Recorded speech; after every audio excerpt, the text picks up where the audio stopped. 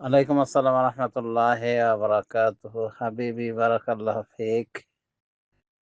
হ্যাঁ, এটা দেওয়ার সাথে, সাথে আমি বুঝে ফেলছি যে এখানে ঘটনাটা কি হয়েছে। আসলে যত বেদাতি তার একটা ক্ষোভ মহাজন আব্দুল ওয়াহাবের উপরে। আর ওনার জায়গা হলো এই নাজদ এরকম জায়গায় আরকি। নাজদ মানে হলো উঁচু জায়গা। যেকোনো দেশের উঁচু জায়গা। সেই হিসেবে নাজদুল কুয়েত, নাজদুল সউদিয়া, নাজদুল রিয়াদ, নাজদুল ইরাক, নাজদুল কুফা এরকম এটাকে বলা হয়। নাজদ মানে উঁচু জায়গা। তো অন্যান্য বর্ণনাগুলো মিলালে নবী সাল্লাল্লাহু এটা ইরাকের জন্য বা এই বদদোয়াটা এটা করেছে মানে দোয়া থেকে বিরত হয়েছেন। আর বলেছেন ওখানে ফিতনা, ভূমিকম্প এবং ওখান থেকে শয়তানের ২ টি শিং উত্তোলিত হবে। এটি ইরাকের ক্ষেত্রে। হাফেজ ইবনে হাজার যিনি বুখারী শরীফের সেরা ভাষ্যকার, সহিহ বুখারীর ফাতহুল বারীতে উনি সুস্পষ্ট করে বলে দিয়েছেন যে বিভিন্ন বর্ণনার আলোকে সবগুলো বর্ণনা সমন্বয় করলে এই হাদিসে নাজদ বলতে নাজদুল ইরাক উদ্দেশ্য। মানে কুফা ইত্যাদি। আর বাস্তবতা এটাই প্রমাণ করছে যে সেখানে সবসময় ফিতনা হয়েই থেকেছে, এখনো চলমান। এই যে মারামারি, কাটাকাটি, রাজা জবাই করা, এক রাজা আরেক রাজাকে জবাই করতেছে। হোসেন শাহজাহানকে জবাই করল, তাকেও জবাই করা হলো, তাকেও জবাই করা। এভাবে এই যে হত্যা করা, ফিতনা ফাসাদ লেগে আছে না? পুরো ইতিহাসটাই ফিতনা ফাসাদের। সেখানে মুখতার সাকাফি নামে একটা ভণ্ড নবীর আয়োজন হয়েছিল। নবুয়ত দাবি করেছিল। এভাবে এক কথায় ফিতনার জায়গা এখনো। এমনকি জালিয়াতের জায়গা। কোন আলেম বলছেন যে আমরা যদি একটা হাদিস দেখি মদিনা থেকে বের হয়েছে, মানে ১ বিঘত, ওটা কুফায় গিয়ে ১ হাত হয়ে গেছে। মানে লম্বা হয়ে গেছে। যেটা নবী সাল্লাল্লাহু আলাইহি ওয়াসাল্লাম বলেনি সেটা লাগিয়ে দেওয়া হয়েছে। তো এটা মুহাক্কিক উলামায়ে কেরাম বলছেন যে এটা হলো ইরাক, নাজদুল ইরাক। ইরাকের নাজদ। আর বেদাতি যারা, মাজার পূজারী যারা, এরা নাজদ এই সৌদির নাজদকে লাগিয়ে দিয়ে ওই যে মুহাম্মদ আব্দুল ওয়াহাব এসেছেন যিনি যুগ সংস্কার, যিনি মুওয়াহহিদ ব্যক্তি ছিলেন, তাওহীদপন্থী ব্যক্তি ছিলেন। যিনি শিরক, কুফর, বিদআতের অমানুষাকে একেবারে মানে কাটিয়ে দিয়েছিলেন। তার জোরালো বক্তব্যের মাধ্যমে, খোরধার আলোচনার মাধ্যমে এবং তার সাপোর্টে পেয়েছেন বর্তমান সৌদি বাদশার ওই প্রধানদেরকে। এ তো পুরা সৌদি আরবকে শিরক মুক্ত করেছেন। এমনকি আপনি দেখে হবেন যে এই মুহাম্মদ আব্দুল ওয়াহাব রাহিমাহুল্লাহর দাওয়াতের প্রভাব পড়েছে গোটা গালফ কান্ট্রি গুলিতে।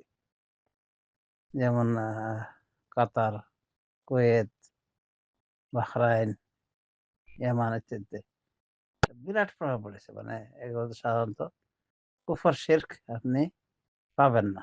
বা ওই যে মাজার পূজা ইত্যাদি। তো উনি একটা ভালো যুগ সংস্কার ছিলেন। মুজাদ্দিদুল কারন বলা হয় তাকে। সেই যুগের মুজাদ্দিদ বলা হয়। আর এই মুশরিকগুলি, মাজার পূজারীগুলি মানে এই হাদিস বলার পরে এটা ফিট করে যে এই যে দেখো, এটাই হলো শয়তানের ২ শিং।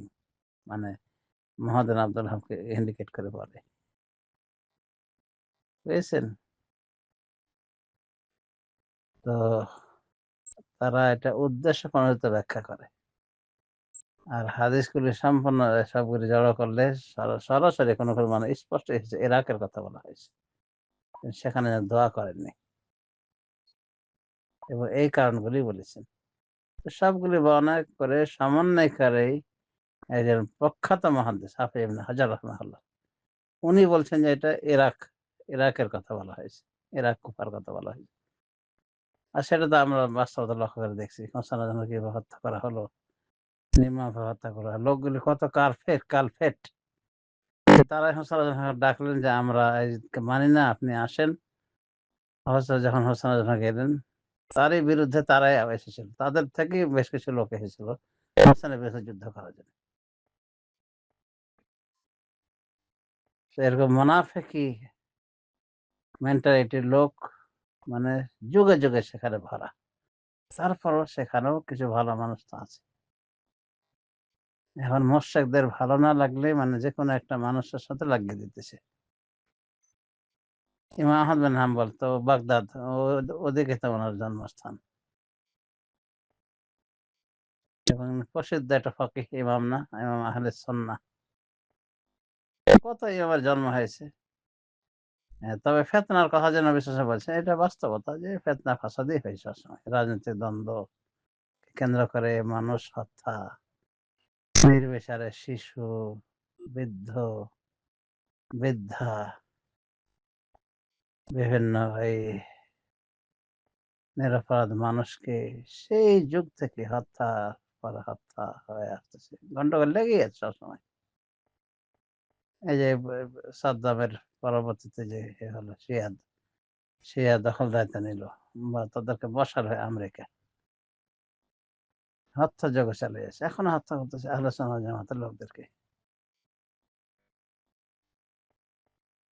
তো ওখানে কোনো সময়ে রাজনৈতিক স্থিতিশীলতা দেখা যায়নি।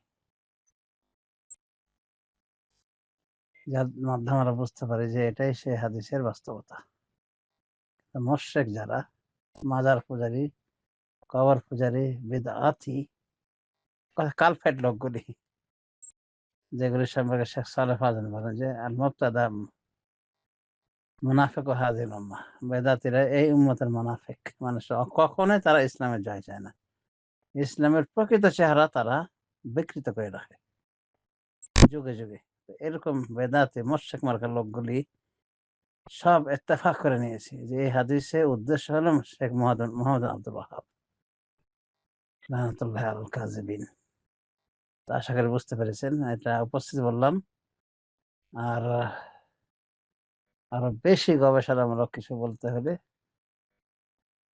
সময় নিয়ে বলা দরকার। তো আজ এ পর্যন্ত থাক। আশা করি বুঝতে পেরেছেন। এবং সমস্ত বিদআতি মাজার পূজারি যত আছে সব এই হাদিস পেশ করার উদ্দেশ্য নেয় এই যে শেখ মোহাম্মদ আব্দুল ওয়াহাব। কেন ভালো মানুষটার উদ্দেশ্য কেন হবে? কোন সেখান থেকে শয়তানের শিং বের হওয়া যদি উদ্দেশ্য হয়ে থাকে সেখান থেকে অন্য কোনো খারাপ মানুষ হতে পারে। একটা ভালো মানুষ তোমাদের দৃষ্টিতে সে খারাপ। কিন্তু তোমরা যে মাজার পূজার মোশরেক, তা মোশরেকের নিকট তো ওই যে আবু জেহেল প্রিয় মানুষ। এটাই তো হওয়া স্বাভাবিক। আল্লাহ রাসূল দুশমন। তো ব্যাপারটা হচ্ছে এরকম। আশা করি বুঝতে পেরেছেন। মোটামুটি হাদিসের ব্যাখ্যা যথার্থ হয়েছে। বারাকাল্লাহু ফিক। সুতরাং কোন বেদাতের কথায় মোটেও মানে কান দিবেন না এই হাদিস বিষয়ে। এবং মুহাক্কিক ওলামা ইকরাম সবাই একমত যে নাজদ বলতে এখানে নাজদুল ইরাক, ইরাকের নাজদ। এবং বাস্তবতা এটারই প্রমাণ দিয়েছে। আর সৌদি আরবের নাজদ উদ্দেশ্য হলো জীবনও শেখ মোহাম্মদ আব্দুল ওয়াহাবের মতো এরকম লোক উদ্দেশ্য নয়, বরং শেখ মোহাম্মদ আব্দুল ওয়াহাবের আগে যে সমস্ত পৌত্তলিক সমাজ কায়েম করেছিল, বড় বড় পাগড়িওয়ালা মোশরিক ছিল, মাজার পূজার করতো, সেগুলো উদ্দেশ্য হতে পারে। এক কথায় নাজদ বলতে এখানে নাজদুল ইরাক উদ্দেশ্য। আশা করি উত্তর পেয়েছেন। বারাকাল্লাহু ফিকুম। সাল্লাল্লাহু আলা নবিয়িনা মুহাম্মদ ওয়া আলা আলিহি ওয়া সাহবিহি আজমাইন।